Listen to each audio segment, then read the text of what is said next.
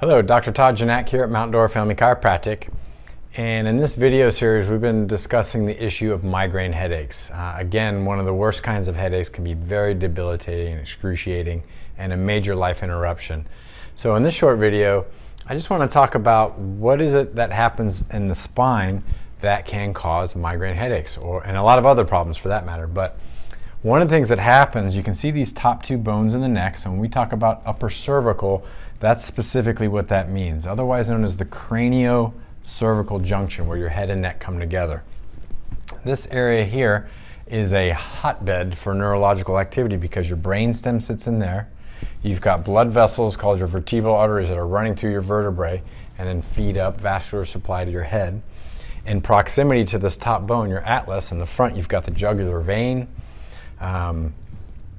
which is responsible for normal drainage. You've got cerebral spinal fluid, you've got suboccipital muscles and cervical muscles all inside here. So if you get that tension on the base of the skull, those are the muscles that attach from your vertebrae up to the skull. And you've got nerves that are coming out of there that feed through the head as well. So when there's a misalignment, as you see here on this diagram, it's not necessarily that it's putting direct pressure on a nerve, but it puts pressure and torsion on the tissues that surround and protect those nerves and blood vessels, which then irritates them. So if we look at the top here, just to read off this list, number one is spinal cord tension, right? The misaligned atlas can put pressure and pull on these little ligaments called dentate ligaments, which suspend your spinal cord inside the spine. So we could stop right there. If I take your spinal cord and put tension on it, obviously that can be a trigger for not only migraines, but other neurologic based issues. Venous drainage, we're not getting proper blood flow drainage from the brain, causing pressure to build up in the cranial vault in the head. I just mentioned also about the vertebral artery can be restricted blood flow, causing a decrease in oxygen to the brain. Also, so aside from headaches, forgetfulness, trouble concentrating, brain fog, those are also red flags. Cerebral spinal fluid flow can be interfered with as well. Your balance, so a lot of folks have dizziness or balance issues or vertigo. We cover that in another set of videos. Stress on the system, pain of course.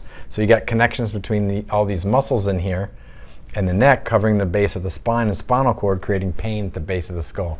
So a lot of times that's really more the source of tension headaches. You'll feel them kind of around the back, and they might come around the front of the head too. Again, migraines typically be one-sided and excruciating pain behind one eye. And then obviously just altered function. So when we start affecting your central nervous system and blood flow to your brain and so forth, it can create a whole cascade of, we'll just call it your global health performance will decline, okay? So that is what we focus on and specialize in assessing and correcting in this office. And if you have any questions, we'd love to hear from you. Please feel free to call us, talk to myself, Carolina, and we'll be glad to answer any questions you have. And again, we also offer complimentary consultations just to make sure you're in the right place and if we can help. All right, thanks for tuning in, and have a blessed day.